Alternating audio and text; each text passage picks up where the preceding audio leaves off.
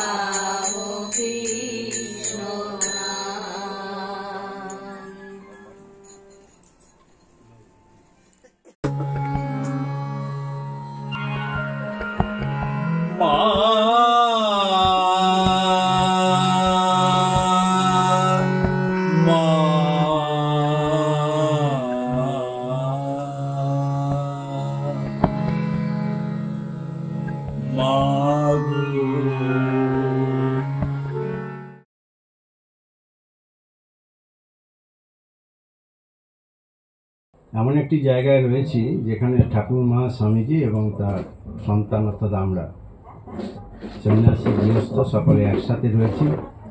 এটি যেন আমাদের মনে থাকে।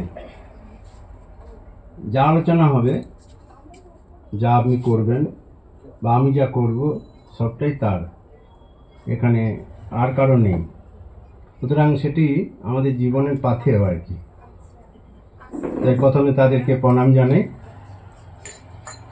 ওম সর্বধর্ম স্থাপকস্তং সর্বধর্ম স্বরূপকম আচার্যানাং মহাচার্য রামকৃষ্ণায় তে নমঃ। যথাগ্নে দাহিকা শক্তি রামকৃষ্ণে স্থিতা হ্য সর্ববিদ্যা স্বরূপাং তং শারদাং প্রণমামহং। পরতত্ত্বে সদা লীন রামকৃষ্ণ সমাগয়া যো ধর্ম স্থাপনরত বীরে সান্তং নমামহং। কালিন্দী ফুল্লকমলে মাধবেন ক্রীড়ারত ব্রহ্মানন্দ নমস্তুভ্যং সদ্গুরু লোকনায়ক। যোগানন্দ প্রেমানন্দ চান্নে বৈজে চ পার্ষদা রামকৃষ্ণ গত প্রাণ সর্বান স্তান প্রণমামহং। ওম কৃষ্ণায় বাসুদেবায় হরয়ে পরমাত্মনে প্রণত ক্লেশনাশায় গোবিন্দায় নমো নমঃ। জয়ন্তী মঙ্গলা কালী ভদ্রকালী কপালিনী দুর্গা শিবা ক্ষমা ধাত্রী সা সদা নমস্তুতে। ওম নমঃ শিবায় শান্তায় কারণত্রয় হেতবে নিবেদয়ামি চাত্মানং গতিস্থং পরমেশ্বরম। গুরু ব্রহ্মা গুরু বিষ্ণু গুরুদেব মহেশ্বর গুরুরেব পরং ব্রহ্ম তস্मै শ্রী গুরবে নমঃ। হরে কৃষ্ণ কৃষ্ণ কৃষ্ণ হরে হরে হরে রাম রাম রাম হরে হরে। ঠাকুরের জীবন আমরা সবাই জানি, অনেকটাই জানি, অনেকটা জানি না। তার জন্য আমাদের কি হয়, চর্চা বেশি দরকার হয়। স্বামী স্মরণানন্দজি মহারাজ যখন রওয়াড়া এসেছিলেন প্রেসিডেন্ট অবস্থায়, ভাইস প্রেসিডেন্ট অবস্থায়, তখন দীক্ষার পরে যাওয়ার আগের দিন রাত্রিতে আমাদের সাধু ব্রহ্মচারীদের নিয়ে একটা সাক্ষাৎকার হয় প্রত্যেকের সময়। এবার প্রেসিডেন্ট মহারাজ এসেছিলেন, আমাদের সাক্ষাৎকার হয়েছিল। তার জীবনের কথা তিনি বলেছিলেন, কিভাবে তিনি এই পথে এলেন, কিভাবে তিনি ভালোবাসা পেলেন সাধুদের, এসব কথা বলছিলেন। তাই স্মরণানন্দজি যখন আমাদের সেক্রেটারি মহারাজ প্রশ্ন করলেন যে মহারাজ আমাদের উদ্দেশ্যে কিছু বলুন, তখন মহারাজ বলেছিলেন যে সব তো বইয়ে বেরিয়ে গেছে, আমি আর নতুন করে কি বলবো, বলে চুপ করে গেলেন। সবই বইয়ে বেরিয়ে গেছে, নতুন করে কি বলবো, মহারাজ কিছু বললেন না। কিন্তু আমাদের জীবনে তো এটুকু হবে না, কারণ আমাদের বই পড়ার সময়ও নেই, আর পড়লে মনেও থাকে না। আর যেটুকু মনে থাকে সেটুকু জীবন চর্চাতে আমরা এগোতে গিয়ে আমরা সেগুলো খেয়েই হারিয়ে ফেলি, এটা হলো সবচেয়ে বড় কথা। তাই শ্রীরামকৃষ্ণদেব এমন একজন মানুষ, তিনি এমন একটি রূপে আমাদের কাছে এসেছেন এবং তিনি এমন একটি রূপে আমাদের কাছে প্রতিভাত হয়েছেন এবং এমন একটি রূপে তিনি আমাদের কাছে রয়ে গেছেন, সেই রূপটি কিন্তু অকল্পনীয়। কারণ ঠাকুরের বয়স 51 বছর, তার পরবর্তী জীবন কি হবে সেটা ঠাকুর জানতেন, অবশ্যই জানতেন। কারণ তিনি সাক্ষাৎ ভগবান মানুষ রূপ ধারণ করেছেন, এটা তার ফটো তোলা হচ্ছে, তিনি জানতেন না, সবই জানতেন। কিন্তু তার জন্য তিনি এই ফটোটি, যে ফটোটি আমরা পুজো করছি, সেটিকে তিনি নিজেই গ্রহণ করে ফেললেন। তার মানে কি, আমাদের ভক্তদের যত দর্শন হবে সব কিন্তু এই ফটোতেই দর্শন হবে, এই রূপেই দর্শন হবে। এটা কিন্তু ঠাকুর সেই দিন নিজে পুজো করে বলেই গেলেন, কালে ঘরে ঘরে পুজো হবে। ঘরে ঘরে পুজো মানে আমাদের অন্তরে, অন্তঃস্থল থেকে তিনি এটা পুজো গ্রহণ করবে। তাই আমি যতজন সাধুর দর্শন হয়েছে, যাদের সঙ্গে আমি কথা বলেছি, যারা খুব একান্তভাবে আমাকে ভালোবেসেছেন, যাদের শরীর নেই তারা আমাকে প্রত্যেকে এই ছবিটির কথা বলেছেন, এই ছবিটি তাদের দর্শন হয়েছে। আর এখনো যারা দর্শন করছেন তারা এখন প্রকাশ করেন না, কিন্তু তাদের চোখ মুখ ব্যবহার দেখলে বোঝা যায় তারা ঈশ্বরের সঙ্গে সদাই যুক্ত এবং শ্রী রামকৃষ্ণদেবকে তারা সদাই দর্শন করছেন। নাহলে ঠাকুর কোনটা খাচ্ছেন কোনটা খাচ্ছেন না, ঠাকুর কখন বেলুড় মঠে আছেন কখন বেলুড় মঠে নেই, তারা বলছে কি করে? এটা একটা অদ্ভুত ব্যাপার। যারা রান্না করছে তারা বুঝতে পারছেন, কিন্তু যারা পরিবেশন করছে বা ঠাকুরকে যারা বসে খাওয়াচ্ছেন তারা কি করে বুঝতে পারছে? তারা বুঝতে পারছে এই জন্য ঠাকুর বুঝিয়ে দিচ্ছেন যে আমি এটা খাইনি। আর মা বলতেন যেটা তিনি খান না সেটা আমরা কাউকে দেই না, সেটা আমরা ঠাকুরে যেটা স্পর্শ করে খান না সেটা আমরা ফেলি দেওয়া হয়, ভক্তকেও দেওয়া হয় না। কারণ ওর মধ্যে নিশ্চিত কোনো পোকামাকড় আছে, নিশ্চিত মাথায় চুল আছে, নাহলে কোনো অশুভ ব্যক্তি ওটা নিয়ে এসছেন, ঠাকুর ওটা গ্রহণ করেননি, সুতরাং কোনো সাধু ব্রহ্মচারী কাউকে দেওয়া হবে না। এখনও তাই বাছাই হয়ে যায়, যারা প্রসাদ নামাতে যায় তারা বলে দেয় যে এটা ঠাকুর খাননি, এটা গঙ্গাতে যাবে না, এটা কোথাও যাবে না, পরে গঙ্গাতে ফেলে দেওয়া হয়। সুতরাং এই যে একটা ভাব, এই ভাবটা আমরা বুঝছি কি করে? এই ভাবটার বোঝার পেছনে যে শক্তিটা দরকার সেই শক্তিটাকে আমরা বলছি চেতন শক্তি, আর সেটাকে আমরা এক কথায় বলছি চৈতন্য শক্তি, যে শক্তিটা কিনা ঠাকুর নিজেই প্রকাশ করছেন। আচ্ছা, কিভাবে তিনি প্রকাশ করছেন? ঠাকুর কতটাই চৈতন্য শক্তি সম্পন্ন দেখুন। আমাদের যে এক্সরেগুলো হয় সেই এক্সরেগুলোতে এক্সরে যখন হচ্ছে আমাদের চামড়ার ছবি, রক্তের ছবি, ধমনির ছবি কিন্তু আসে না, শুধু আসে যেখানটা দরকার সেই হাড়ের ছবিটা। তার মানে কি, এক্সরে আমার টোটাল শরীরটার যে রং, শরীরটা যে এতগুলো পলেপ আছে সেগুলো একটাও নিলেন না, সে নিলেন শুধু আমাদের হাড়টুকু। সেরকম শ্রীরামকৃষ্ণদেবের চোখটা এমনটাই হয়েছিল, শুধু আমাদের মনটুকু তিনি দেখতে পেতেন, আর কিছু দেখতে পেতেন না। কি সন্তান, কে মেয়ে, কে ছেলে, কে পাপী, কে তাপী, কে বৃদ্ধ, কে যুবা, কে ব্রাহ্মণ, কে চণ্ডাল, সব কিছুর মধ্যে কে নারী, কে পুরুষ, ঠাকুর আর কিছু দেখতে পেতেন না। ঠাকুর শুধু দেখতেন ঠিক এই এক্সট্রের মতো সেই অরিজিনাল শুধু হৃদয়টুকু, যে মনটুকু নিয়ে আমাদের জীবন পরিচর্যা হচ্ছে। তাই এই রকম জীবন ঠাকুরের প্রতিনিয়ত ছিল। যখন তিনি মাকে দর্শন করেছেন, যখন তিনি মাকে প্রণাম করেছেন, যেদিন থেকে মা তাকে দেখা দিয়েছে, তিনি নিশ্চিত সেটা অনুভব করতে পেরেছিলেন যে হচ্ছে কে শ্রীরামকৃষ্ণ দেব নিশ্চিত এটা অনুভব করতে পেরেছিলেন যে মায়ের শক্তিতে আমি শক্তিমান, সুতরাং মা আমার সঙ্গে রয়েছেন, আমিও মায়ের সঙ্গে রয়েছি। এটা কিন্তু একবার প্রতি সত্য কথা, নাহলে তিনি সবসময় বলতে পারতেন না মা আমার সঙ্গে সর্বদাই রয়েছেন, মা মা মা, মা ছাড়া আর কিছু নেই। আচ্ছা, এই যে জগতে যা কিছু আমরা দেখছি সব যদি মা হয়, তাহলে আমাদের দ্বিধাটা কোথায়, আমাদের দণ্ডটা কোথায়? আমাদের দণ্ডটা এসে যাচ্ছে আমিত্বর কাছ থেকে। সেই আমিত্বটা কি? যেটা শ্রীরামকৃষ্ণদেব যখন দক্ষিণেশ্বরে ছিলেন, তিনি প্রতিদিন কাউকে না কাউকে নিশ্চিত কৃপা করেছেন। সাক্ষাৎ ভগবান, তিনি দুঃখ দুর্দশা কারো মানুষের সহ্য করতে পারতেন না। মা যে পরিষ্কার করে বললেন তিনি পিঁপড়ের পায়ের নুপুরের শব্দ শুনতে পায়, মানুষের আর্তনাদ শুনতে পায় না। তাহলে পিঁপড়ের পা আমরা দেখতেই পাই না, সেই পায়ের নুপুর তার শব্দ ভগবান শুনতে পায়, আর আমাদের কান্না তিনি শুনতে পান না। যদি আমরা কান্নার মতো কাঁদি তিনি নিশ্চয়ই শুনতে পাবেন। তাহলে ঠাকুর যে দক্ষিণেশ্বরে ছিলেন, শুধু ভগবান একাই থাকবেন, ভক্ত আসবে না? এটা তো কখনো হয় না।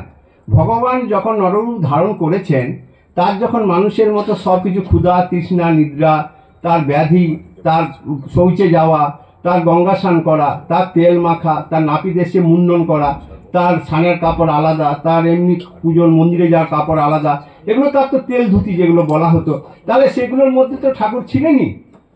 তাহলে ঠাকুর যখন মানুষ রূপ ধারণ করেছে, অবিকল মানুষ, গৃহস্থের দুঃখের জন্য তিনি ছুটছেন, যাচ্ছেন, তাদের মঙ্গল প্রার্থনা করছেন, কার জন্য ডাবচিনি মানত করছেন, তাহলে মানুষের মতো অবিকল মানুষ।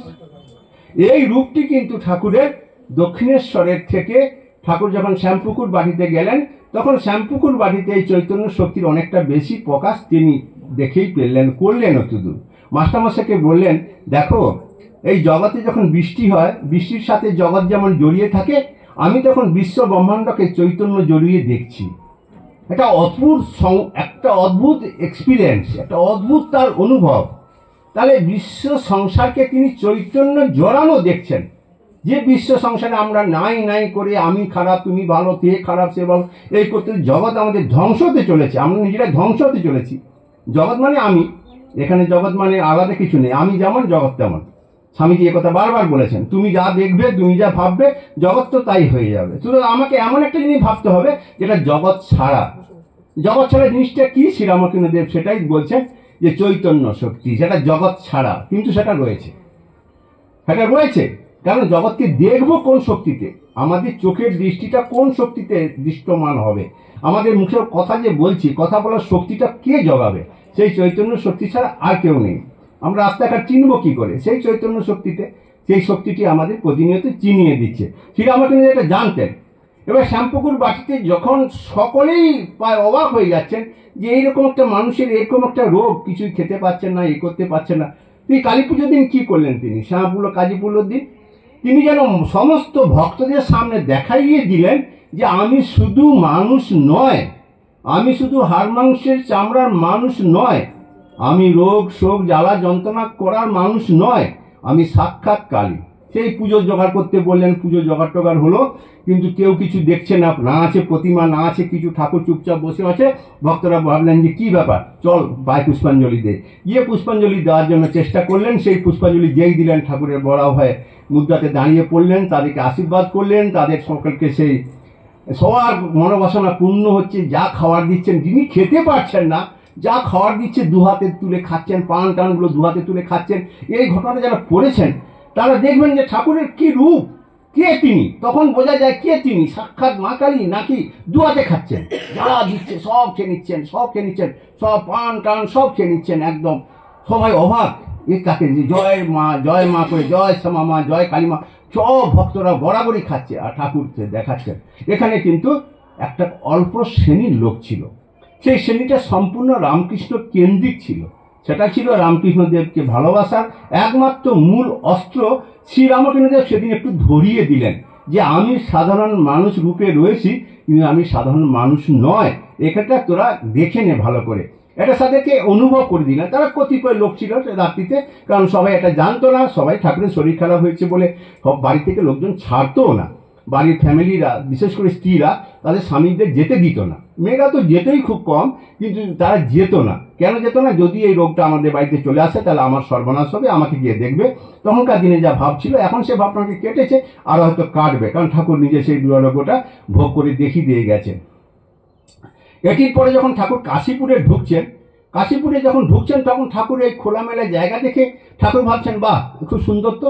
কদিন তিনি খুব হেঁটে চলে বেরিয়েছেন, সব জিনিসটা দেখেছেন টেকেছেন। যখন রোগের প্রকোপ বাড়লো, তখন ঠাকুর আর নামতে পারলেন না, দোতলা থেকে অতটা সিঁড়ি বেঁধে নামা খুবই তার পক্ষে অসুবিধে হলো। কিন্তু এইভাবে হতে হতে যখন তার রোগের বৃদ্ধি পাচ্ছে, তখন ঠাকুরের কাছে কতগুলো পরীক্ষা করার সময় এলো। এক পরীক্ষা হলো যে এই যে আমাদের টিভি যারা খুলেন, ইন্টারনেট যারা খুলেন, তারা যথেষ্ট দেখেছেন যে রাজেন্দ্রনাথ দত্ত মহাশয় তিনি হোমিওপ্যাথি চিকিৎসা করেছেন। তিনি ভাবলেন যদি আমি কোনো ওষুধ দিয়ে ঠাকুরকে ভালো করতে পারি, তাহলে আমার এই হোমিওপ্যাথি প্রচার হবে, হোমিওপ্যাথি প্রচার হলে লোকে আসবে, আমার টাকা ইনকাম হবে। সে তখন চেষ্টা করছে, ঠাকুরের কথাগুলো ভক্তদের কাছে শুনছে, কেমন আছে, কি করছি, কি সিমটম। তখন রাজেন্দ্রবাবু ভাবছে যে এই সুযোগ। তিনি ছিলেন বউবাজারের পল্লী নিবাসী, তিনি প্রসিদ্ধ ধনী, তিনি এই প্রথম দেখুন একটা কিভাবে হচ্ছে, দেখুন মানে কল্পনা করা যায় না শ্রীরামকৃষ্ণদেব কিভাবে আমাদেরকে ধরার জন্য যে আমরা যাতে বিপথে না চলে যাই, যাতে আমরা কোনোদিন ভুল পথে না পরিচালিত হই, ঠাকুর ধরার জন্য কিভাবে করছেন দেখুন। তার ভক্ত রাজেন্দ্রকে ধরে, রাজেন্দ্র সেই সে আবার একা পারবে না, সে আবার ডক্টর মহেন্দ্রলাল সরকারকে ধরলেন যে ভাই তুমি একটু দেখো, তুমি যদি না দেখো এটা তো হবে না, তুমি ওই সব এলোপ্যাথি ডাক্তার ছেড়ে তুমি হোমিওপ্যাথি ডাক্তার করো। মহেন্দ্রলাল সরকার সম্বন্ধে আপনারা পড়েছেন, বহুত খেয়ালি মানুষ, খুব চমৎকার মানুষ। তিনি বললেন ঠিক আছে, আমি ওষুধ টষুধ সব ব্যবস্থা করবো। রাজেন্দ্র প্রসাদ থাকতে পারলেন না, সে ভাবছে যে এই সুযোগ, যেসবের দেখো দর্শনও তো হবে, আমার ওষুধ তো খাবে, প্রচার হবে, চারিদিকে লোক আমার ওষুধ খাবে। হোমিওপ্যাথি তখন প্রথম প্রসার লাভ করছে। দারুণ ব্যাপার, এই সন্ধিক্ষণ কে ছাড়ে। এমন সময় দেখা হলো গিরিশ ঘোষের ভাইয়ের অতুল চন্দ্র ঘোষের সাথে, সে আবার এর সঙ্গে আবার যুক্ত হলো। তার আতিথ্যতা, তার ব্যবস্থাপনায় বাস সকলে মিলে মহেন্দ্রলাল সরকারকে নিয়ে সোজা একদম ঠাকুরের কাছে গিয়ে আদ্যপান্ত সব বিবরণ শুনে কি দিলেন না, লাইকোপোডিয়াম 200 প্রয়োগ করলেন। বাস এই লাইকোপোডিয়াম 200 এখন মানুষের মুখস্থ হয়ে গেল। লাইকোপোডিয়াম 200 ক্যান্সার হলেই খাওয়াতে হবে, কারণ ঠাকুর এটি খেয়ে খুব ভালো থাকলেন, খুব ভালো। 15 দিন ঠাকুর এত ভালো ছিলেন, যা হতো তাই খেতেন, যেভাবে শুতেন এইভাবে করে দিন কাটতে লাগলো। কিন্তু এবার তার শরীর যখন আবার খারাপ হলো, তখন তিনি আরেকটি খেলা দেখালেন। কি খেলাটি? সেটি হলো চৈতন্যের খেলা। কিভাবে না, যখন সন্তানরা রয়েছে, যখন ঠাকুরের এত ব্যাধি, তখন ঠাকুর কি করছেন, মা নিচে রান্না করছেন, নিচের ঘর, যারা কাশীপুরে গেছেন দেখেছেন বা ফাঁকের সময় যাবেন ভিড় ছাড়া, দেখবেন মা নিচে, উপরে ঠাকুর, আর সামনেই সিঁড়ি। মা যেন সবকিছু দেখতেই পাচ্ছে। এবার মা যখনই ঠাকুর উপর থেকে নামছেন, ওই শরীর খারাপ, যাকে কিছুক্ষণ আগে মা পাশ উল্টিয়ে দিয়ে এলেন, যাকে কিছুক্ষণ আগে খুব কষ্ট করে আস্তে আস্তে করে খাই দিয়ে এলেন, পাখির পালকের মতো আস্তে আস্তে করে, যাতে গলা দিয়ে না বেরিয়ে যায়, গলার ঘা বেরিয়ে গেছে সেগুলো পরিষ্কার করে এলেন, তিনি কিনা গট গট করে এই সিঁড়ি দিয়ে নামছেন। এটা সম্ভব? কোথায় যাচ্ছেন না, ওই ছেলেগুলো খেজুর রস খাবে বলেছে মনে মনে, ঠাকুর উপরের থেকে শুনতে পেয়েছে, নিচে ওরা ছিল। দেখুন চৈতন্য শক্তির প্রভাবটা দেখুন। ঠাকুর উপরে শুয়ে আছেন, এইরকম অবস্থা, নিচে ছেলেরা বলছে খেজুর রস খেতে যাব, আর ঠাকুর ওই বড় সিঁড়ি, কত বড় ধাপ ভাবুন তো, ওই সিঁড়ি দপ দপ করে নেমে এসে সোজা চলে যাচ্ছেন। মা দেখে অবাক, ইয়ে কি ব্যাপার, যাকে এখনই পাশ উল্টি দিয়ে এলাম, এত কষ্ট করছেন, উহা করছেন, না তিনি এ কাজ করছেন। আবার ফিরে এসে ঘরে গিয়ে শুয়ে পড়লে আবার দেখেছে। মা দেখে অবাক। মা যখন রাতে খাওয়ানো গেছে, কি ও কোথায় গিয়েছিলে? ও দেখে ফেলেছো না, আচ্ছা ঠিক আছে, কাউকে বলবে না, ওই ছেলেরা রস খেতে যাবে, ওখানে একটা কালসাপ ছিল, কালসাপ যদি কামড়ে দেয়, তার জন্য আমি সাপটাকে তাড়াতে গেছিলাম। তাকে বললাম তুই এখান থেকে যা, সে আমার কথা শুনে চলে গেল। তা ওরা রস টস খেয়েছিল, ওরা জানে না আমি গেছি, তুমি কাউকে বলো না, দেখেছো নাকি? তাই। আচ্ছা, এই চৈতন্য শক্তির কি প্রভাব? তাহলে আমাদের মধ্যে দুটো সত্তা কাজ করছে। একটা হলো আমি, যেটা আমি রোগ শোক জ্বালা যন্ত্রণা, বয়স্ক, আমি খেতে পাই না, আমার অম্বল, আমার গ্যাস, একটা শক্তি। আর একটা শক্তি হলো আমি কোনো রোগ না, আমি কেউ না, আমি সাক্ষাৎ চৈতন্য শক্তির প্রভাবে আমি একজন জ্যোতির্ময় পুরুষ, সোজা কথা জ্যোতির্ময় মানুষ, জ্যোতির্ময়, আমার মধ্যে সেই জ্যোতির্ময় ভাবটা রয়েছে। এরপরে আরেকটা ঘটনা দেখুন, কি চমৎকার ঘটনাগুলো। তুরিয়ানন্দ মহারাজ এসছেন, ঠাকুরের খুব শরীর খারাপ, যে কোনো সময় ঠাকুরের শরীর চলে যেতে পারে। তুরিয়ানন্দ মহারাজ হরিনাথ পড়াশোনা করে, অল্প বয়স, বাড়ির লোকেরা ছাড়তেই চায় না, কিন্তু তিনি চলে এসছেন। এসে একদৃষ্টে ঠাকুরকে দেখছেন, ঠাকুর শুয়ে আছেন। সেদিন ভীষণ কষ্ট, সেদিন যা খাওয়া দিয়েছিল গলা দিয়ে সব বেরিয়ে গেছে, ফুটো দিয়ে সব বেরিয়ে গেছে, মানে ঘাটা এত বড় হয়েছে, মা মুখে দিচ্ছেন আর এখান দিয়ে বেরিয়ে যাচ্ছেন, সব মুছে টুছে দিয়েছেন। শুয়ে আছেন, তুরিয়ানন্দ মহারাজ এক দৃষ্টিতে তাকিয়ে দেখছেন। তখন বলছে কি দেখছিস, কি দেখছিস? কথা বলতে পারছে না, অল্প অল্প কথা, কি দেখছিস, কি দেখছিস? বলছে আমি দেখছি আপনি খুব আনন্দ আছেন। বলে শালা ধরে ফেলেছিস? আচ্ছা, কি করে সম্ভব? তুরিয়ানন্দ মহারাজ তাকে এই অবস্থায় দেখে বলছেন আপনি খুব ভালো আছেন, আমি দেখছি। তখন তিনি বলছেন শালা তুই ধরে ফেলেছিস। তাহলে ঠাকুর এখানে দুটো সত্তা কাজ করলো, একটি হলো চৈতন্য সত্তা, একটি হলো তার ব্যাধির দরকার। এই ব্যাধিটার কারণটা কি ছিল? যারা বিশেষজ্ঞরা, যারা সাধুরা, প্রবীণ সাধুরা, তারা বলছেন তিনটি শ্রেণীর মানুষকে বাছাই করার দরকার ছিল। কারণ শ্রীরামকৃষ্ণদেব জানতেন প্রত্যেকটা ধর্মসঙ্গ এই আগাছাতে ভরে গিয়ে ধর্মসঙ্গটা নষ্ট হয়ে গেছে, এটি শ্রীরামকৃষ্ণদেব আগে থেকে জানতেন।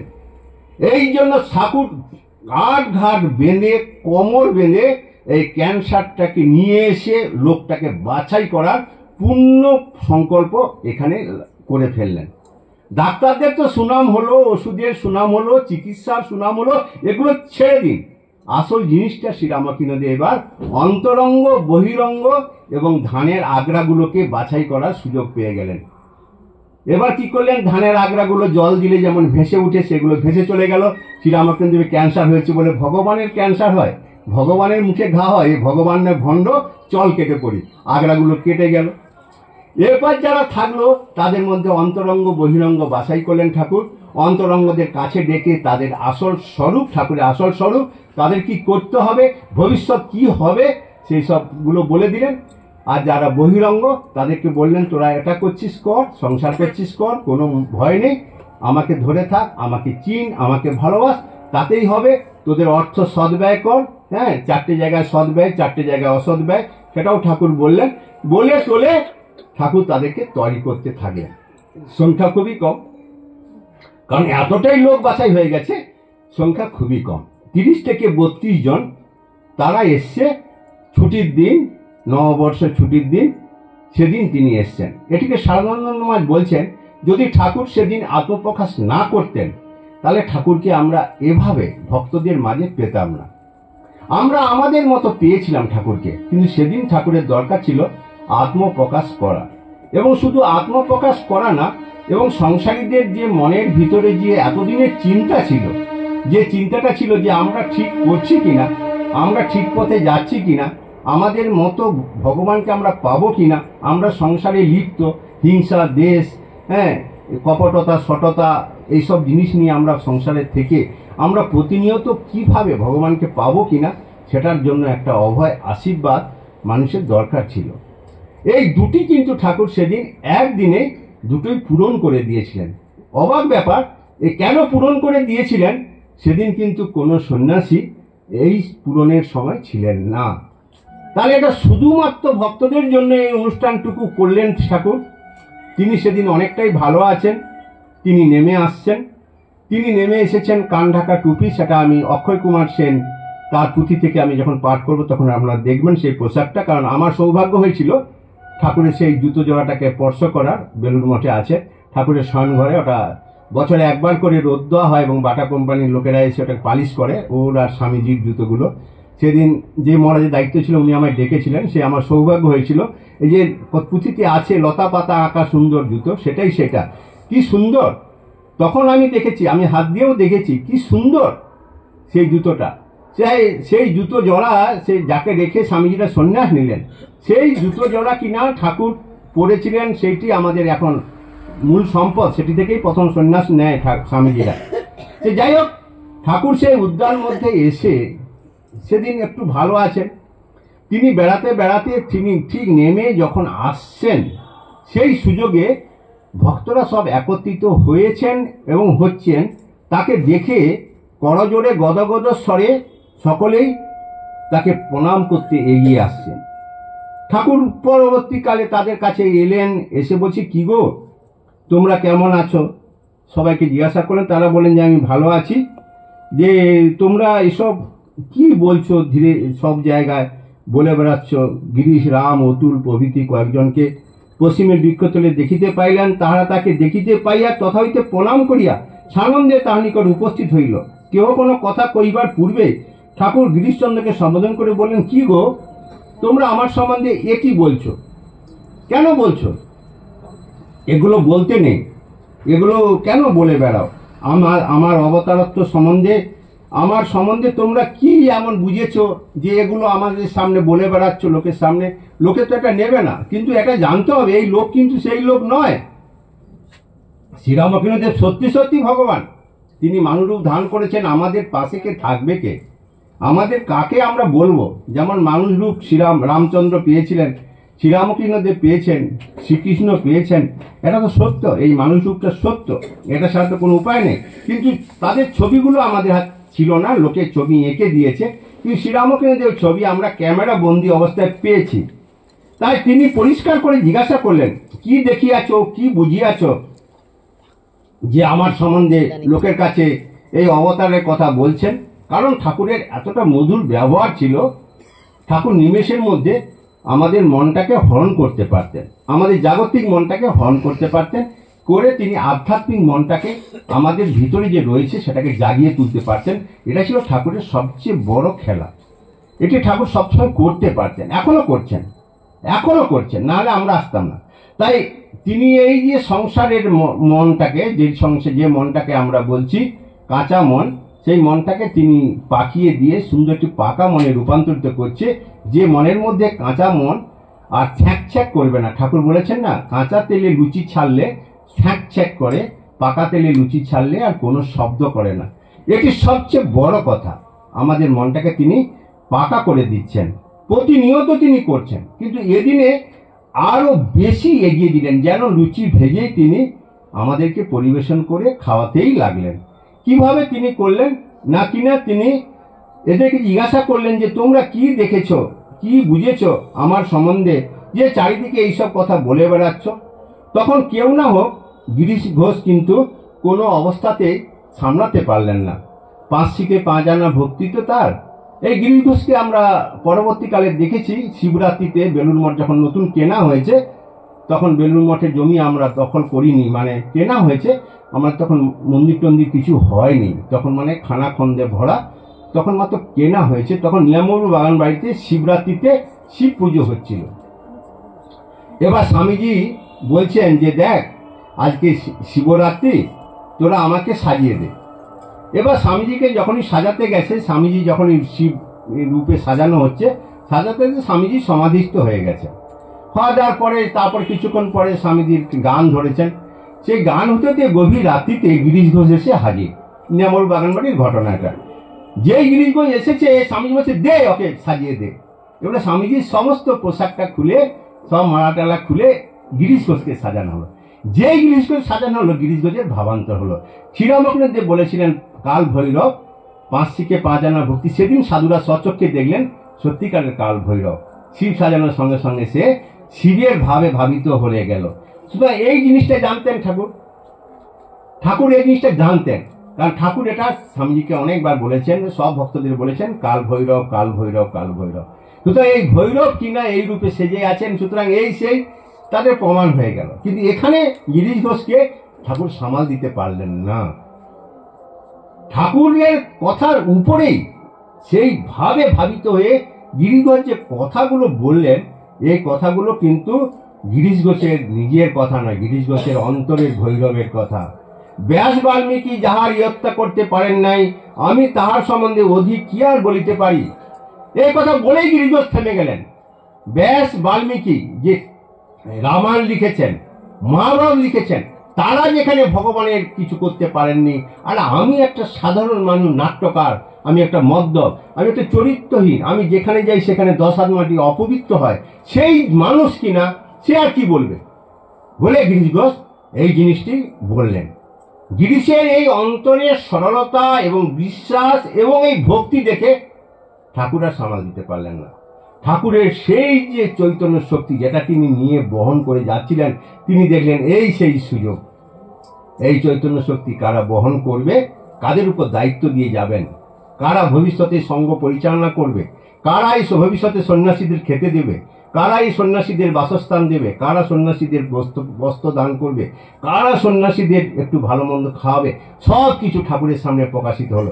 তখন ঠাকুর তাদেরকে একদম উজাড় করে দিলেন প্রেম ভক্তি ভালোবাসায় ভরা আশীর্বাদ। কি আর বলিব, আশীর্বাদ করি তোমাদের চৈতন্য, তোমাদের জ্ঞান হোক, তোমাদের সেই জিনিসটা দর্শন হোক।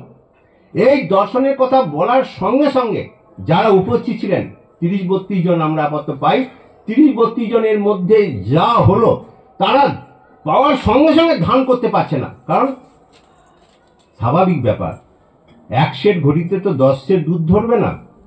আমরা যেভাবে মানুষ, আমরা তার থেকে বেশি ভাব নিতে পারবো না।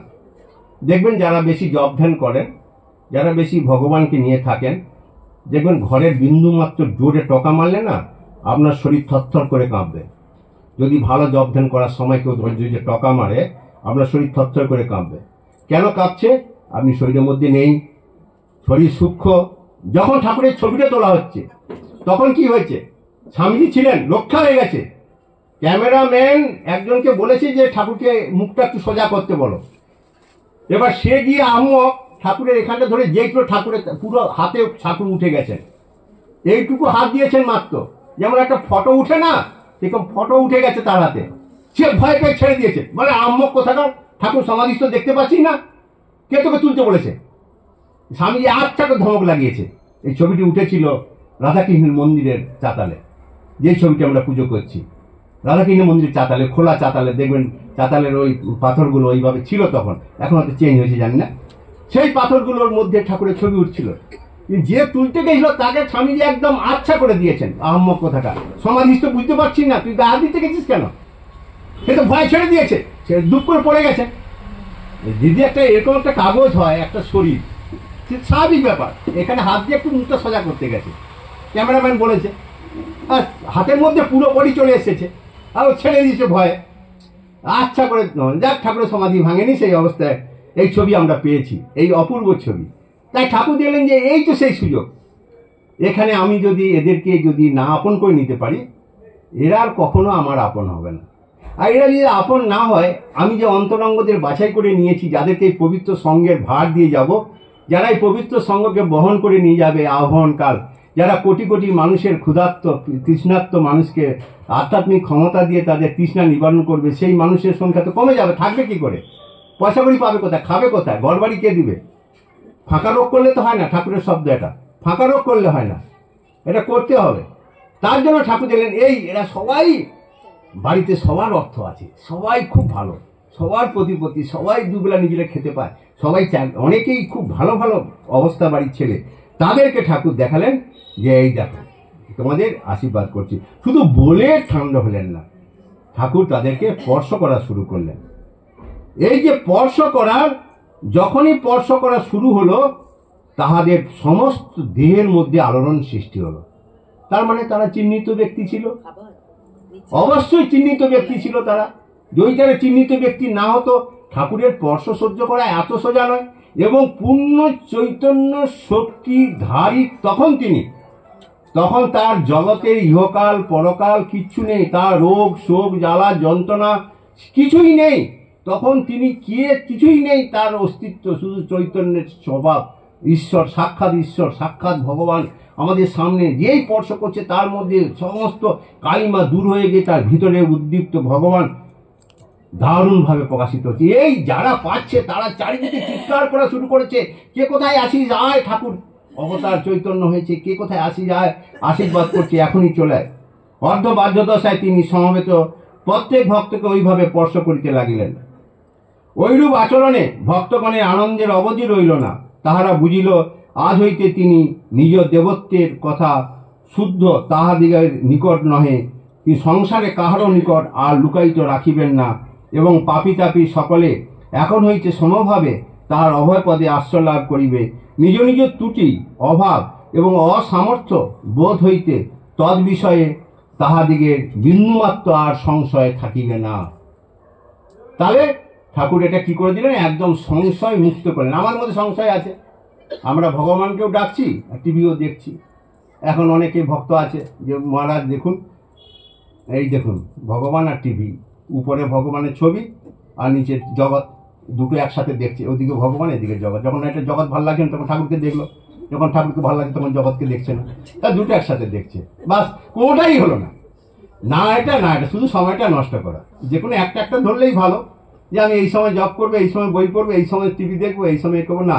ও দুটো একসঙ্গে দেখতে গেলে হবে না, কারণ আমরা রামকৃষ্ণ নয় যে একসঙ্গে দুটোকে দেখতে পাবো, আমরা পাবো না। আমরা ভুল পথে পরিচালিত হয়ে আমরা নিজেরা কষ্ট পাচ্ছি। ঠাকুর কিছু করলো না, এত ডাকলাম আমার ছেলে চাকরিটা দিল না, যাগ্গে। সুতরাং এই অপূর্ব ঘটনায় কেহ বা বাং নিষ্পত্তি করিতে অক্ষম হইয়া মন্ত্রমুগ্ধবৎ তাহাকে কেবলমাত্র নিরীক্ষণ করিতে লাগিল। এই যে নিরীক্ষণ করাটা, সেটাও কিন্তু তাদের নিজস্ব কোনো শক্তি ছিল না, তার শক্তিতে তাকে দেখছে। নাহলে চৈতন্য রূপটা তো দেখতে পাবে না। তা তো দেখবে ক্যান্সার মানুষ, কি সুন্দর জামা কাপড় পরেছে, কান ঢাকা টুপি, গায়ে বনাত, পায়ে মোজা, তারপরে পালিশ করা চটি জুতো, তাহলে কি করে? সে তো মানুষ নয়। তার কি দেখছে থাকলো? তাহলে তার কার কি পায়? দেখলো ঠাকুরের কি পায়, ঠাকুরের কি পায়? ঠাকুরকে চৈতন্য শক্তিতে তারা দেখছে এবং চিৎকার করে চারিদিকে ডেকে পাঠাচ্ছে, কে কোথায় আছিস, তাড়াতাড়ি আয়। যে যেখানে পারে ফুল পাতা বেল পাতা যা পাচ্ছে সব ছিঁড়ে নিয়ে এসে ঠাকুরের পায়ে অর্পণ করছে, আর জয় রামকৃষ্ণ বলে চিৎকার করছে। ওই ঘটনা যারা দেখেছে, যারা শুনেছে, এবং সেই ভূমি ঠাকুরের অশেষ কৃপা আমরা পেয়েছি, সেই ভূমিতে যারা ছিলেন সেদিন, গাছপালা থেকে সকলেই যেন একদম আনন্দে আপ্লুত হয়ে সেই চৈতন্য শক্তির ছড়াছড়ি দেখতে পাচ্ছেন। এবার যারা ছিলেন তাদের সকলের তো তৈরি আধার ছিল না। জপ ধ্যান করে করে ঠাকুরকে পাওয়া সে এক আধার, আর হঠাৎ ঠাকুর এসে স্পর্শ করে দিয়ে তাকে জপ ধ্যানের চেয়েও আরো বেশি উন্নত করলে সে তো আর নিতে পারবে না, শরীরে কম্পন হবে। তাদের মধ্যে হারানচন্দ্র দাস ছিলেন। তিনি কিনা যে কথাটা বলছেন এটা খুব একটা বেশ চমৎকার কথা, বিশেষভাবে উল্লেখযোগ্য। কারণ হারান প্রণাম করিবা মাত্র ভাবিষ্ট ঠাকুর তার মস্তকে নিজ পাদপদ্ম রক্ষা করিয়াছিলেন। অদ্ভুত ব্যাপার, মানে এতটাই তার প্রতি ঠাকুর অনুরক্ত ছিলেন, তাকে এতটাই কৃপা করলেন, নিজের পা তার উপর মাথার উপর দিয়ে দিলেন। যা এইরূপে কৃপা করিতে আমরা তাহাকে খুব অল্পই দেখিয়াছি। কারণ এই হারানচন্দ্র কলিকাতায় ফিনলে মিওর কোম্পানির অফিসে কর্ম করিতেন। ঠাকুরের কৃপায় শরণার্থ তিনি ইদানিং প্রতি বৎসর মহোৎসব করিতেন। স্বল্পদিন হইল দেহরক্ষাপূর্বক তিনি অভয়ধামে প্রয়াণ করিয়াছেন, এখানে ফুটনোটে বলা হয়েছে। এবার তাকে পেয়েছে ঠাকুর, তাকে দিয়েছেন। ঠাকুর যেরকম দেননি তা নয়, দক্ষিণেশ্বরে দিয়েছেন, অনেককেই দিয়েছেন, অনেকের পা তার গার উপর তুলে দিয়েছেন। তাতে মন্দার সরকার আপত্তি করেছেন, এটা ঠিক নয়, এটা ভালো নয়, কাশীপুরেও করেছেন, কিন্তু এটা একটা অন্যভাবে ঠাকুর সেদিন করলেন। এবার ঠাকুরের ভাতুষপুত্র রামলাল চট্টোপাধ্যায়, সেও ওখানে ছিল, সে তো ভাইপো, সে ছিল, তাকেও ঠাকুর স্পর্শ করে দিলেন। জিজ্ঞাসা করার তিনি আমাদেরকে বলিয়াছিলেন, কারণ বহুকাল ছিলেন তো। এই রামলালদা আমাদের প্রতি সন্ন্যাসীদের খুব একটা বেশি পাত্তা দিতেন না, কারণ ঠাকুরের বাতুসপুত্র তো, এমনি মাকেও বেশি পাত্তা দিতেন না। মা খুব কষ্ট পেয়েছেন এর জন্যই বেশি, একদমই পাত্তা দিতেন না। মানে ঠাকুরের এত কৃপা পেয়েছেন, ও আমাদেরকে আর মানুষই মনে করতেন না, সবসময় করতেন। তাই স্বামীজি একদিন বেলুর মঠের ঘটনা মনে এসে গেল, বলে ফেলি। তাই বেলুর মঠে উনি গেছেন, স্বামীজি সেদিন ছিলেন বেলুর মঠে। তাই বৃষ্টি হচ্ছে, ভিজে ভিজে গেছে রামলাল দাদা। তাই ঠাকুর স্বামীজি ওকে দেখে বলি, রামলাল দাদা এতদিন পরে আর বৃষ্টি ভিজে ভিজে, আরে সর্দি গরম হয়ে যাবে, আরে আপনি আসুন আসুন বলে সমস্ত জামা কাপড় খুলে নিজে গেরুয়া টেরুয়া পরিয়ে চাদর টাদর গায়ে দিয়ে, ওর যে ক্যাম্প খাটটা যেটা, স্বামীজির ক্যাম্প খাট যেটা রয়েছে স্বামীজির ঘরে, দেখেছেন তো বেলুর মঠে গেলে, ওই ক্যাম্প খাটে রামলাল দাদাকে শুইয়ে গা মেসেজ করছে। আরে রামদাদা বলছে, আরে তুমি নরেন করছো কি নরেন করছো? আরে দাদা তুমি আমাদের কত খাইয়েছো, কত ভালোবেসেছো, কত কি করেছো, আজকে একটু সুযোগ পেয়েছি তোমার সেবা করা, দাদা একটু সুযোগ দাও। তাই গেটুয়া টেটুয়া পরিয়ে নিজের খাটে শুয়ে স্বামী তার পা হাত মেসেজ করছে। তাই এই রামলাল দাদা, এই রামলাল দাদা শেষ পর্যন্ত মায়ের মুখে আগুনও দেওয়ার ভয়ে পালিয়ে গেছে। বেলুর মঠে আগুন দেওয়ার সময় মাকে যখন দাওয়া করবে, এগুলো কারো সব চর্চা করেন না, আপনারা ভক্ত তাই বলছি, এ নিজেই ছিল না, যদি আগুন দিতে বলা হয় তার জন্য নিজে কোথায় কেটে পড়েছে, ওই সময় ছিল না। হ্যাঁ, শিবু দাদাকে ধরে এনে বহু কষ্ট করে একে তাকে ধরে, যাক মোটামুটি বংশের কাউকে তো থাকতে হবে, যতই সাধারণময় দিক যাই দিক, আমাদের সন্ন্যাসীদের নিয়ম আছে তার দিতে পারে, কিন্তু ওদের তো বংশ আছে একটা, তাদের গুরু বংশ বলে কথা, তাদের একটা তো সম্মান আছে, তাদের গুরু বংশের স্ত্রী তিনি মা। সেই সময় তার ভাবো কতটাই মাকে জীবনে, পরবর্তী জীবনে মাকে কতটা কষ্ট পেতে হয়েছিল, সেদিনের প্রমাণ করে আমরা সাধুরা বুঝতে পেরেছিলাম যে পরবর্তীকালে মা কতটা কষ্ট চেপেছিলেন, কেন কামারপুকুরে মা থাকলেন না। এইটাই কিন্তু একটা বিরাট একটা প্রশ্ন সেদিন আমাদের মনে খুব আলোড়ন সৃষ্টি করে তার মীমাংসা আমাদের করে দিয়েছিল। একটু জল দাও, জল দাও, হ্যাঁ জল দাও, একটু এগিয়ে দাও, নাহলে আমারটা দিয়ে দাও। হ্যাঁ, সুতরাং এইভাবে দেখা যায় যে এই রামলাল দাদা তিনি বলছেন, তিনি যখন বললেন যে কি হয়েছিল, যখন ঠাকুর স্পর্শ করলেন তখন আপনার কি হয়েছিল, তখন বললেন যে ভাই কি বলবো, ইতপূর্বে ইষ্টমূর্তি ধ্যান করিতে বসিয়া তাহার শ্রীঅঙ্গের কতকটা মাত্র মানস নয়নে দেখিতে পাইতাম, যখন পাদপদ্ম দেখিতেছি তখন মুখখানি দেখিতে পাইতাম না, আবার মুখ হইতে কোটিদেশ পর্যন্ত হয়তো দেখিতে পাইতাম, শ্রীচরণ দেখিতে পাইতাম না, ওইরূপে যাহা দেখিতাম তাহাকে সজীব বলিয়াও মনে হইত না। অদ্য ঠাকুর স্পর্শ করিবা মাত্রই সর্বাঙ্গ সম্পূর্ণ ইষ্টমূর্তি হৃদয় পদ্মে সহসা আবির্ভূত হইয়া এককালে নড়িয়া চড়িয়া ঝলমল করিয়া উঠিল। তাহলে সেদিন শ্রীরামকৃষ্ণদেব ইষ্ট মূর্তিকে আলোড়ন করে দিয়েছিল রামলাল দাদার হৃদয়ে, এবং তিনি ইষ্টমূর্তিকে সেদিন জীবন্ত রূপে দর্শন করতে পেরেছিলেন, যেটার কথা স্বামীজি বলেছেন 1 সেকেন্ডের 1 লক্ষ ভাগের 1 ভাগ যদি কারো দর্শন হয় তার মানব জীবন হবে না। সুতরাং এই যে তার জীবন শেষ, তার আর জন্ম হবে না, তাহলে এই যে একবার যে জ্যোতির্ময় রূপটাকে দর্শন করছে, সে পূর্ণ রূপটাকে দর্শন করছে। সুতরাং এটি হলো একটা অদ্ভুত ঘটনা। এবার গিরিশ, অতুল, রাম, নবগোপাল, হরমোহন, বৈকুণ্ঠ, কিশোরী, হারান, রামলাল, অক্ষয়, কথামিতের লেখক মন্দনাথ বোধহয় উপস্থিত ছিলেন, কিন্তু আশ্চর্যের বিষয় ঠাকুরের সন্ন্যাসী ভক্তরা কেউ কিন্তু ছিলেন না। উপস্থিত ব্যক্তিগণের মধ্যে আরও অনেকজনকে আমরা অধ্যকার অনুভবের কথা জিজ্ঞাসা করিয়েছিলাম। তন্মধ্যে বৈকুণ্ঠনাথ সান্যাল আমাদেরকে যাহা বলিয়াছিলেন তাহা আপনাদের শুনলে হয়তো ভালো লাগবে। এই বৈকুণ্ঠনাথ সান্যাল মন্ত্র দীক্ষা প্রদানের পর ঠাকুর বৈকুণ্ঠনাথের কাছে জীবন ধন্য করিয়াছিলেন। তদবধি সে সাধন ভোজনে নিযুক্ত থাকিয়া যাহাতে ইষ্ট দেবতার দর্শন হয় তার জন্য তদ বিষয়ে যথাসাধ্য চেষ্টাও করিতেছিলেন। ঠাকুরের কৃপা ভিন্ন ওই বিষয়ে সফলকাম হওয়া অসম্ভব বুঝিয়া সে তার নিকটে মধ্যে মধ্যে কাতর প্রার্থনা করিতেন, কাঁদিতেন ঠাকুরের কাছে, যেমন আমরাও কাঁদি ঠাকুরের কাছে, ঠাকুর আজকে দিনটা কি দিলে ঠাকুর, কিছুই পেলাম না, আমি কি করে কাটাবো, আমি রাতে শুচ্ছি, রাতে আমার দেখা দাও, রাতে আমাকে তুমি তোমার ইষ্টমন্ত্র জপ করিয়ে নাও। আমরা এগুলো বলি তো, কারণ একটা দিন বিফলে আমরা কেন দিতে যাব, আমাদের গোনা দিন কবে চলে যাবো তার ঠিক নেই। সুতরাং এখন ঠাকুরের কাছে আমরা বলি, সবাই বলি, ঠাকুর আজকে দিনটা বৃথা গেল, ঠাকুর একটু তোমায় ডাকতে পারলাম না, তোমায় একটু ফুল দিতে পারলাম না, একটু তোমায় হৃদয়ে দেখতেও পেলাম না, এই রাতটা তুমি দেখা দিও ঠাকুর, আমার রাতটা নষ্ট করে দিও না। আমরা এগুলো বলি, আমার সাউদের প্রার্থনা এগুলো। এই যে এখানে সে কিনা প্রতিনিয়ত ঠাকুরের কাছে যখনই আসতেন তখনই তিনি এই কথাগুলো বৈকুণ্ঠনাথ বলতেন। 2-3 বার ঠাকুরকে নিজ মনগত বাসনা অনুযায়ী তিনি নিবেদনও করিয়াছেন। ঠাকুর তাহাতে প্রসন্ন হাস্যে তাহাকে শান্ত করিয়া বলিয়াছিলেন, রোষ না, আমার অসুখটা ভালো হোক না, তারপর তোর সব করিয়া দেব। এদিকে মনে সন্দেহ তো আছেই যে এই রোগ ভালো তো হওয়ার না, সবাই বলছে এই রোগ ভালো হবে না, এই ক্যান্সার রোগ ভালো হবে না, তখন তো আরও, এখন তো ভালো ওষুধ বেরিয়েছে, তখন তো ভালো ওষুধ ছিল না। সুতরাং এইরকম অবস্থার পরে বৈকুণ্ঠনাথ কিন্তু ঘটনার চক্রে সেদিন উপস্থিত ছিলেন উদ্যান বাড়ি। এবার বৈকুণ্ঠনাথ সান্যাল সোজা এগিয়ে গিয়ে বলছেন, মহাশয় আমাকে কৃপা করবেন না।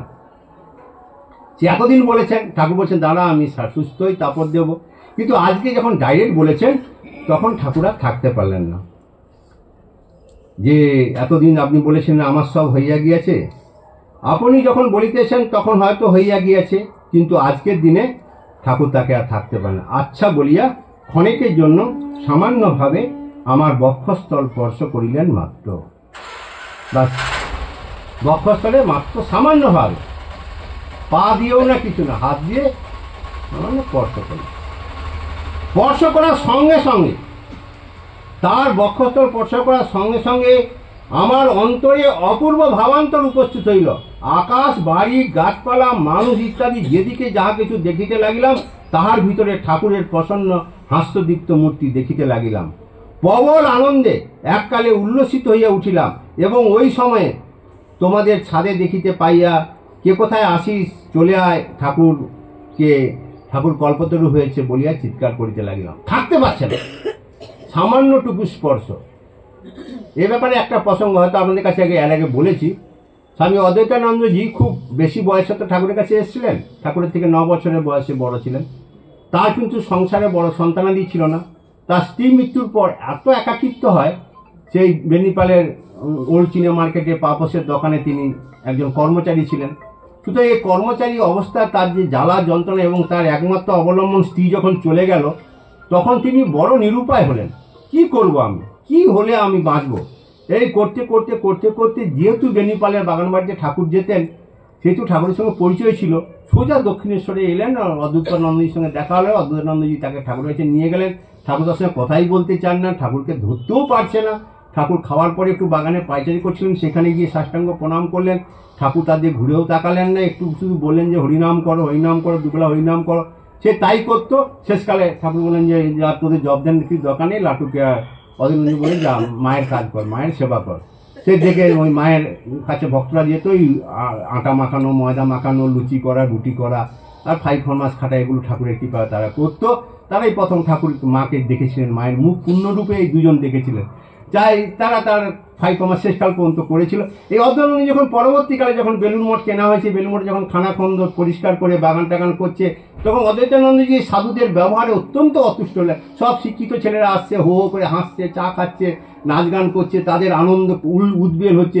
আর উনি দেখে খুবই ক্ষিপ্ত হচ্ছেন যে আরে বাবা, হো হো করে হাসছে, খাচ্ছে যাচ্ছে, ঘুরোচ্ছে, আর আমি বুড়ো মানুষ বাগানে শক্ত মাটি কুপোচ্ছি, বাগান করছি, ফুল গাছ লাগাচ্ছি, এ খাচ্ছি, সবজি। আবার বাগবাজারে মা এসছেন, মায়ের কাছে পাঠাচ্ছে, মা বলছে হ্যাঁ বাবা তুমি সেকালের লোক, একটু করবে না তো কে করবে।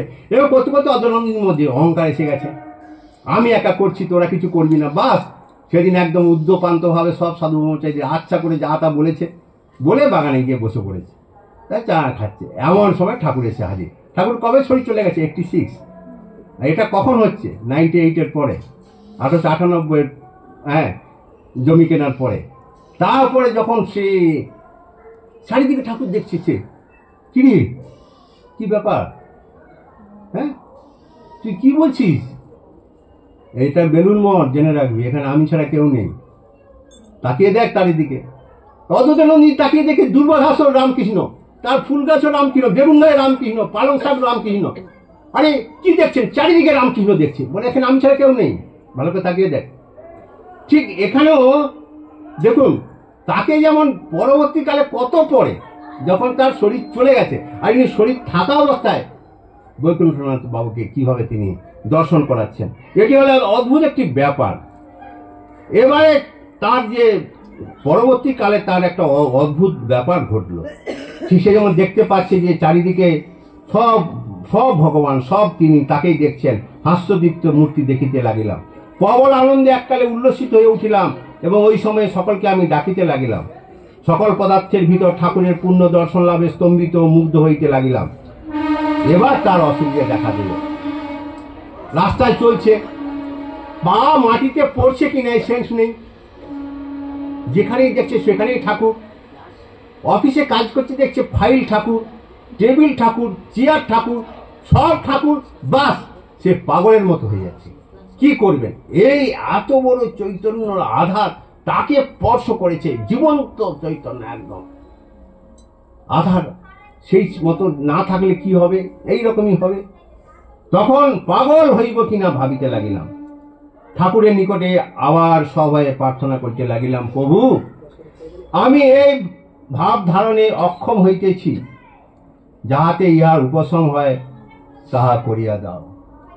আমি অক্ষম ঠাকুর, আমি এই ভাব ধারণ করতে পারছি না, তুমি আমাকে উপশম করে দাও। হায় মানবের দুর্বলতা, হায় মানবের বুদ্ধিহীনতা। এখন ভাবি, কেন ওই রূপ প্রার্থনা করিয়াছিলাম, কেন তাহার উপর বিশ্বাস স্থির রাখিয়া ওই ভাবের চরম পরিণতি দেখিবার জন্য ধৈর্য ধারণ করিয়া থাকি নাই। না হয় না হয় উন্মাদ হইতাম, অথবা দেহের পতনই হইত। কিন্তু এইরূপ প্রার্থনা করিবার পরে উক্ত দর্শন ও ভাবের সহসা এক দিবস বিরাম হইয়া গেল। আমার দৃঢ় ধারণা, যা হইতে ওই ভাব প্রাপ্ত হইয়াছিলাম, তাহার দ্বারাই উহা শান্ত হইল। তবে ওই দর্শনের একান্ত বিলয়ের কথা আমার মনে উদিত হয় নাই বলিয়া বোধ হয়।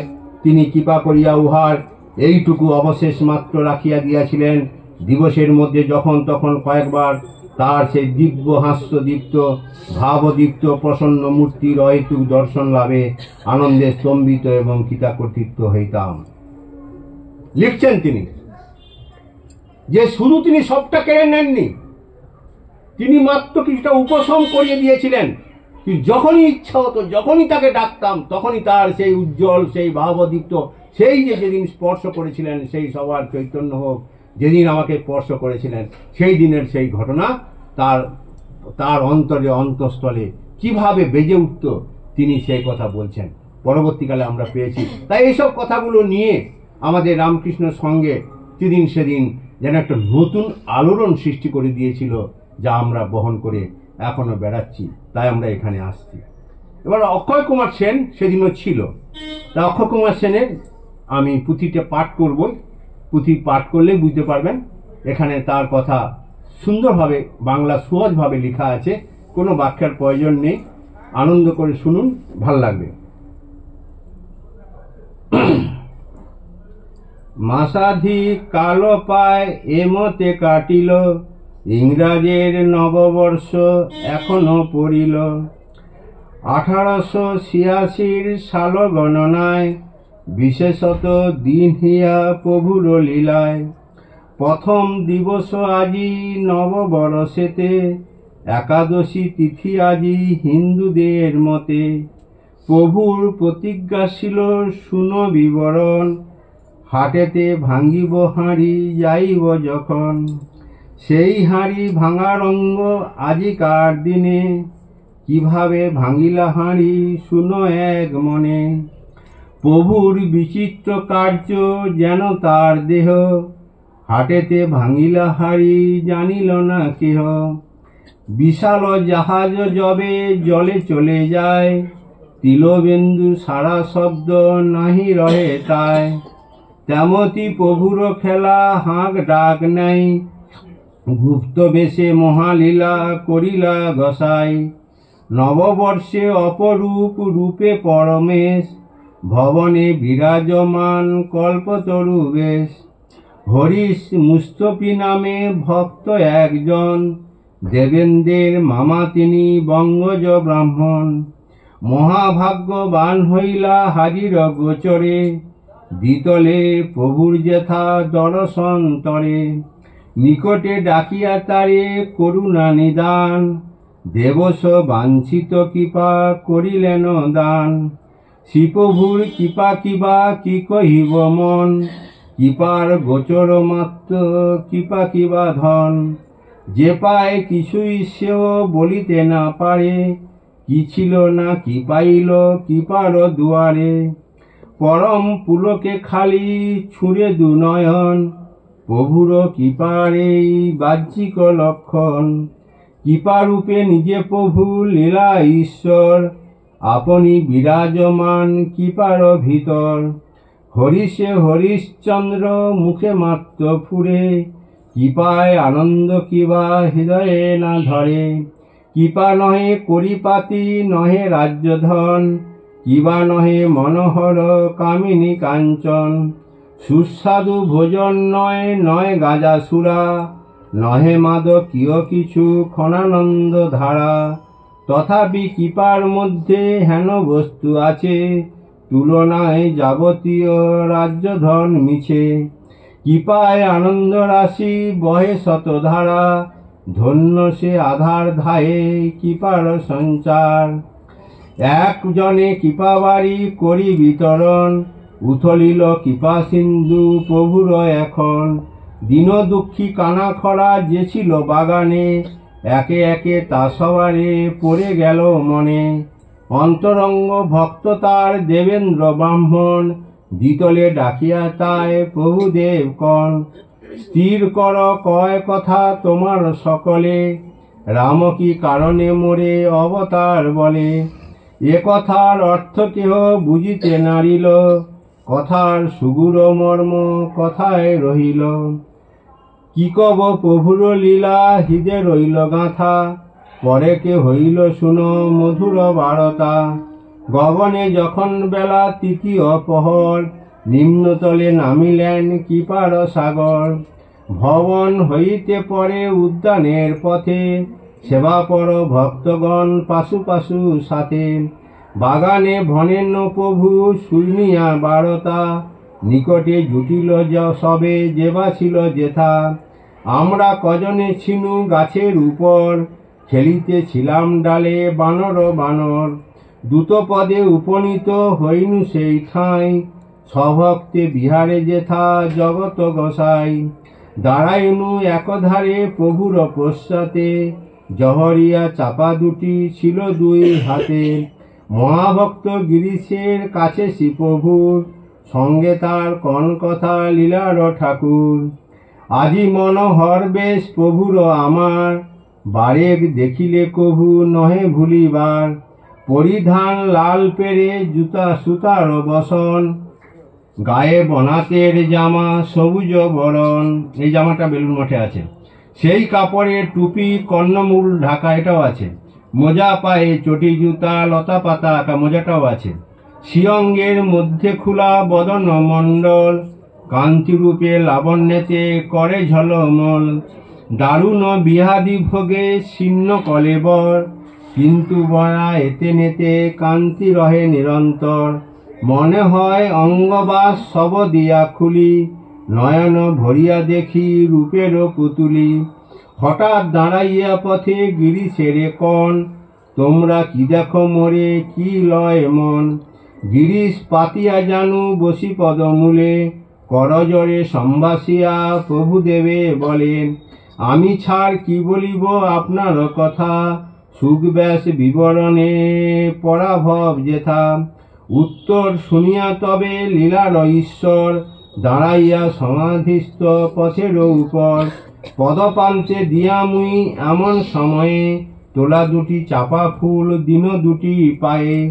কিছু পরে বাহ্য চেষ্টা উদিলে শিগায়, ভক্তগণের আশীর্বাদ করিলেন রায়।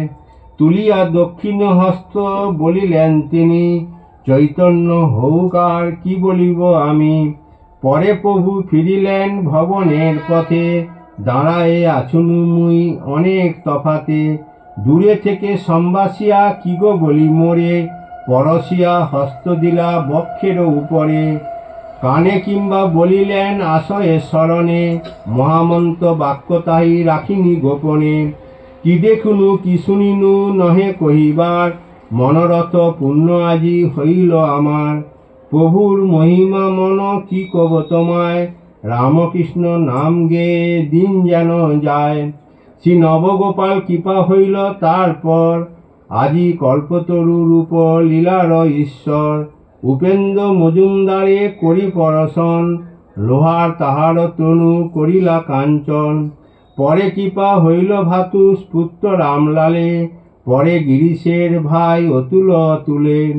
এ সময়ে ভক্তবৃন্দ উন্মত হইয়া, করে আনন্দের ধ্বনি শূন্য ভিবে ধিয়া।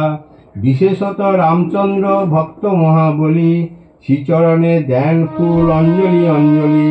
পাশেতে দণ্ডায়মান শ্রী মনোহর, প্রভুর সম্বন্ধে রাম কইল আনয়ন। বক্ষ পরশিয়া তার প্রভু দেব রায়, আজি থাক বলিয়া ছাড়িয়ে দিল তাই। এখানে গিরিশচন্দ্র উন্মুক্ত অধি, এ কথা খুঁজিতে দ্রুত ছুটে চারিদিক।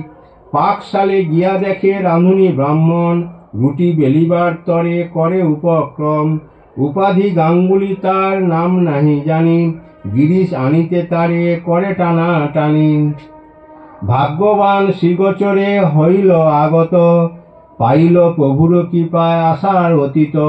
রাশি রাশি কৃপা ঢালি প্রভু ভগবান, উপরে দ্বিতল ভাগে করিলা পয়ান। নিম্নতলে ভক্তদের আনন্দের মেলা, এখানে শিয়ঙ্গে উঠে নিদারুণ জ্বালা। শিয়ঙ্গেতে জ্বালা কেন শুনো বিবরণ, যে যে পাপীদের আজি করিলা মোচন। যে সবার জীবনের যত পাপভার, সকল লইয়া প্রভু অঙ্গে আপনার। সন্নিকটে রামলালে কন প্রভু রায়, সালাদের পাপ লয়ে অঙ্গ জ্বলে যায়। করেছি কতই পাপ কিছু নাহি বাকি, দেরে এনে গঙ্গা জল সর্বে অঙ্গে মাখি। গঙ্গা জলে অঙ্গখানি করিলা মোক্ষণ, তবে না হইল পরে জ্বালা নিবারণ।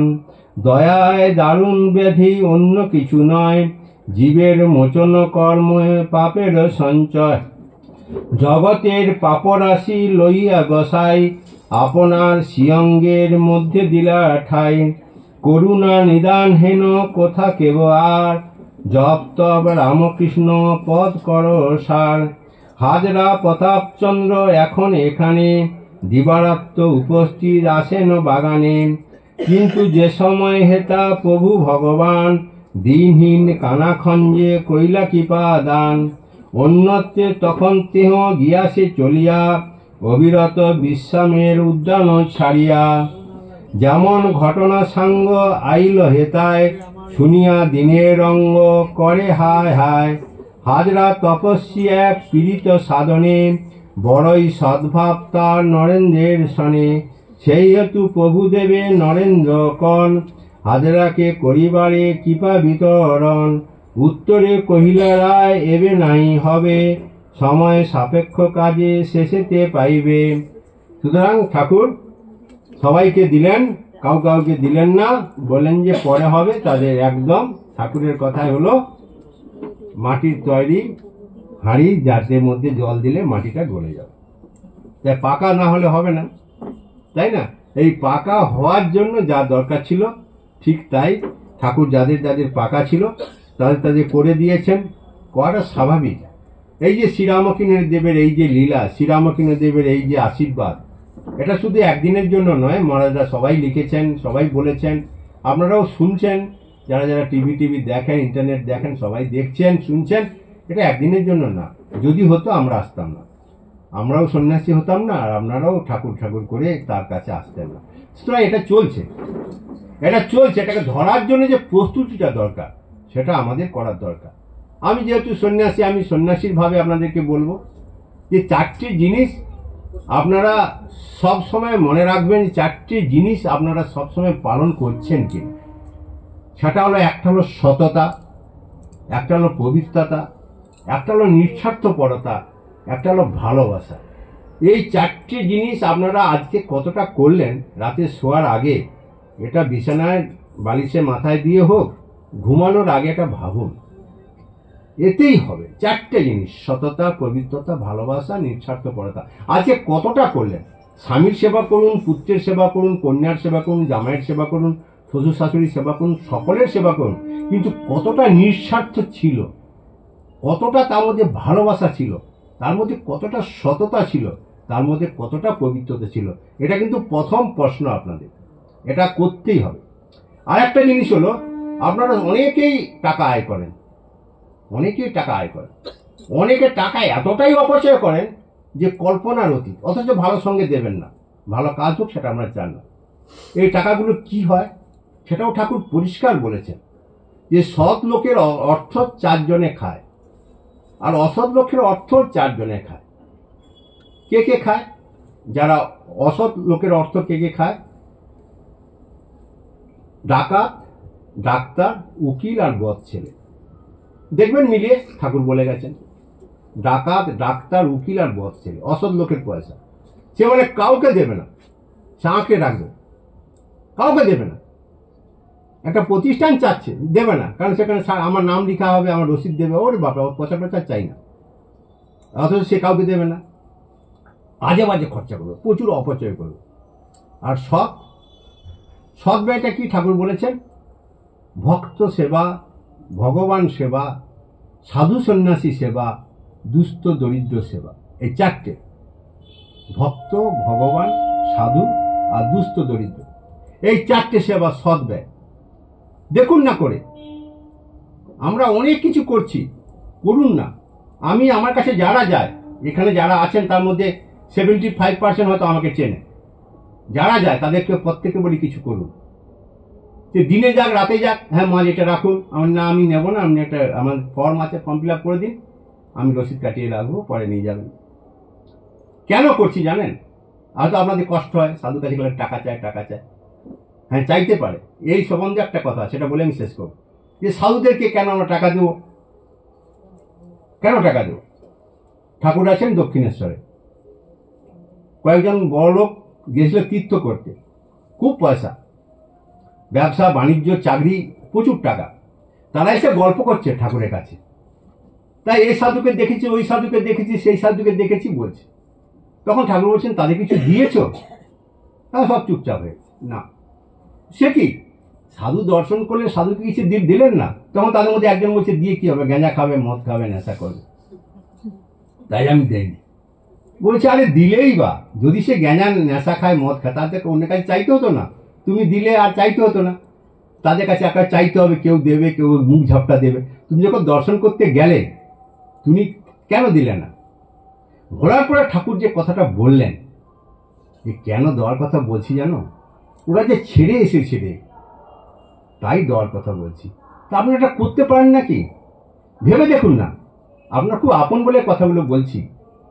আমাদের জীবনটা কেন থেমে থাকবে? কেন আমরা নেশা করব? কেন আমরা সুইসাইড করব? কেন আমরা মানসিক রুগী ডাক্তারের কাছে যাব, হাজার হাজার টাকা ভিজিট দেবো, 1000 টাকা ওষুধ খাবো? রামকৃষ্ণ নামে যদি সব পাওয়া যায়, কেন করব না বলুন তো? দেখুন না, একজন ভদ্রমহিলা গিয়ে আমাকে বলছে, যেহেতু আমি খাওয়ার ঘরে থাকি, স্বাভাবিক খেতে গেলেই আমার সঙ্গে দেখা হয়, দেখা হলে একটু আধটু কেউ কেউ সময় করে আমার কাছে মনের কথা বলে।